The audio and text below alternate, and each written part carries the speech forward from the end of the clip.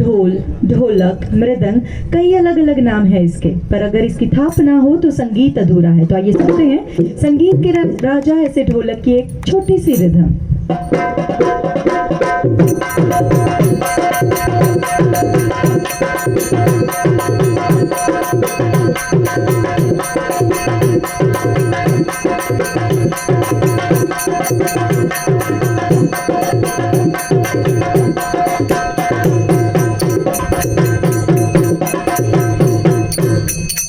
ये था संगीत का राजा ऐसा लोकवाद्य ढोलक। ढोलक के बाद बारी आती है ऐसे विशिष्ट वाद्य की पहचान करने की जो कच्ची लोक संगीत की शान है।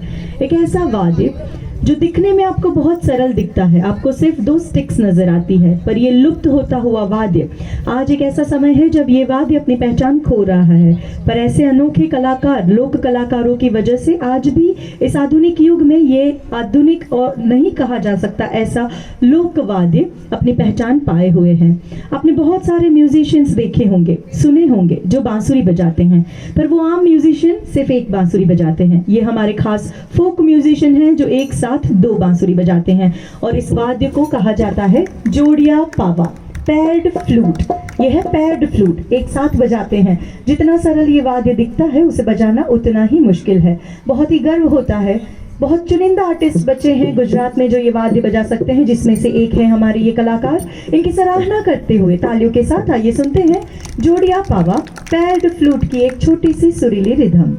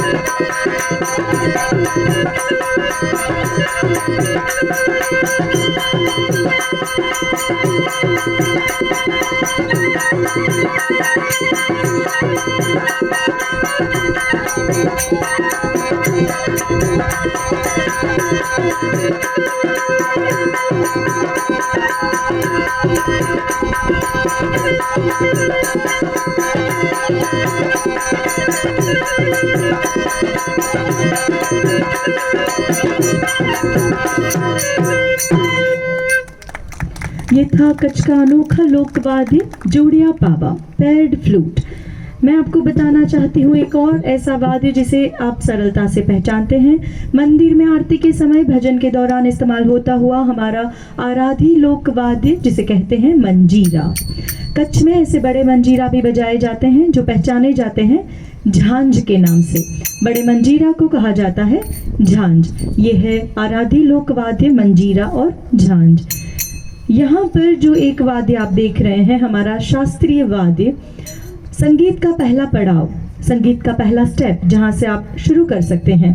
संगीत के 7 सुर और 7 सुर की सरगम आप सीख सकते हैं। ऐसा हमारा ये वाद्य जो संगीत की एक अनोखी पहचान है। शास्त्रीय वाद्य आप जानते हैं हारमोनियम। आइए सुनते हैं हारमोनियम की एक छोटी सी रिदम।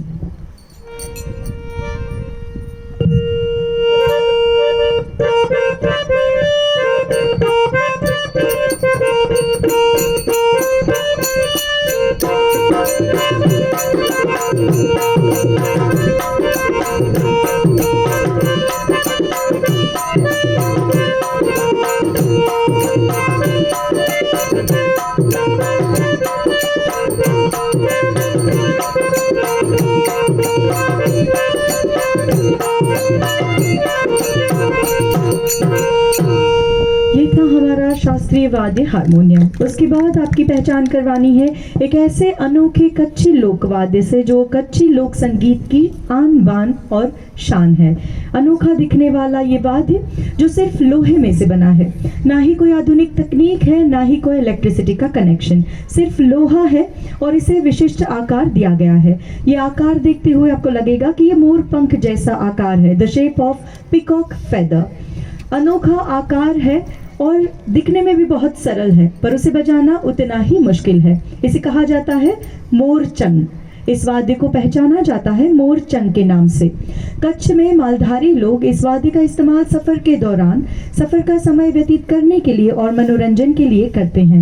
हम मेगा सिटीज में रहने वालों के पास बहुत सारे साधन हैं, बहुत सारे पर्याय उपलब्ध हैं जिसके जरिए हम अपना दिल बहला सकते हैं, मनोरंजन प्राप्त कर सकते हैं। TV, theatre, mobile, disco, parties, बहुत सारे पर्याय हैं जिसके जरिए हमारा मनोरंजन हो सकता है।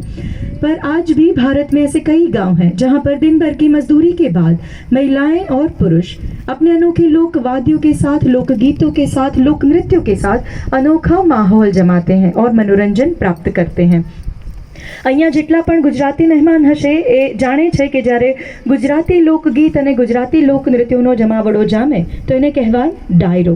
जब गुजराती लोक संगीत लोकगीत का माहौल जमता है तो उसे कहा जाता है डायरा। वैसे ही जब कच्ची लोकगीत लोक संगीत का माहौल जमता है तो उसे कहा जाता है कच्ची रियाण। हम लुफ्त उठा रहे हैं कच्ची रियाण का, तो आइए इस कच्ची रियाण का लुफ्त उठाते हुए देखते हैं और सुनते हैं ये अनोखा दिखने वाला वाद्य मोरचंग बजता कैसे है।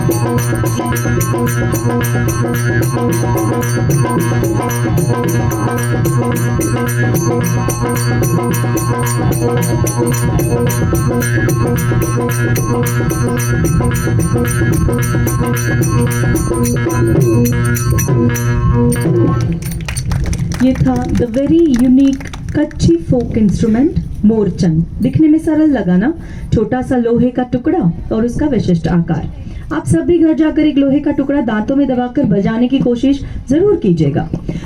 वाद्य बजे ना बजे, दांतों में झंझनी जरूर बजेगी।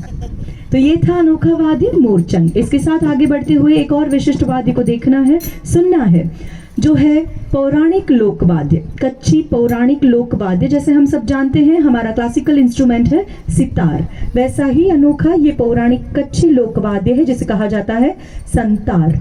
पीढ़ी दर पीढ़ी अपनी कला को आगे ले जाते हुए ये ऐसे अनोखे लोक कलाकार हैं जिनके पास 70, 80, 90 साल पुराने संतार भी मौजूद हैं।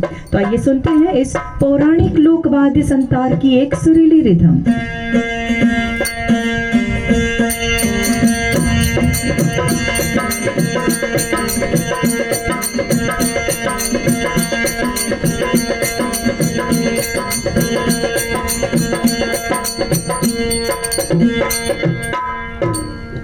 ये थे रन सफारी एंड मंडली के कलाकार अपने अनोखे लोक वाद्यों के साथ, जिन्होंने आपके सामने पेश की रिदम ऑफ रण।